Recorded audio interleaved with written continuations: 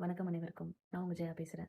உங்க ஜாதகத்துல சந்திரன் எங்க இருக்காரு அப்படின்றத பொறுத்து, உங்களுக்கு சந்திரன் மூலியமா நடக்கிற நன்மை, தீமை 2மே உங்களோட ஜாதக ரீதியா தான் நடக்கும்.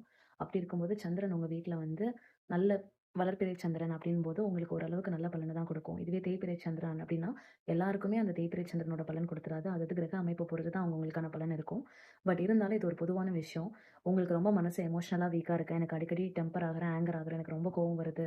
ஸோ இந்த மாரி விஷயம்லாம் நீங்க ஃபேஸ் பண்றீங்க அப்படின்னா, ஒரு சின்ன விஷயம் நான் சொல்றேன். நீங்க ஃபாலோ பண்ணி பாருங்க. ரெகுலரா கோவிலுக்கு பால் தானம் குடுங்க. அது வந்து ஒரு மிக சிறந்த பரிகாரம்.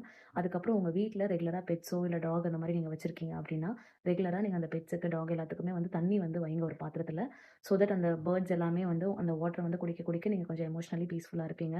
அதே மாரி சொசைட்டில வந்து அந்த நீட்டா வச்சுக்க ட்ரை பண்ணுங்க. உங்களால நீங்க போய் சொசைட்டில சுத்தம் பண்ணன்னு சொல்லல. பட் உங்க வீட நீங்க கொஞ்சம் நீட்டா, கிளீனா வச்சுக்கும்போது, உங்களுக்கு வந்து அந்த அட்மாஸ்பியர் நல்லாருக்கும். ஸோ தட் நீங்க பீஸ்ஃபுல்லா இருப்பீங்க. நெறைய மியூசிக் கேளுங்க வீட்ல. பாசிட்டிவான மியூசிக் கேளுங்க. சந்திர கவசம்ன்றது உங்களுக்கு சந்திரனோட கவசம் தான். நீங்க அது கேட்கலாம். அப்படி கேட்கும்போது உங்களுக்கு நல்ல விதமான பலன் உங்களுக்கு இருக்கும். நீங்க எமோஷனலி ரொம்ப ஸ்ட்ராங்காவும் இருப்பீங்க. நன்றி.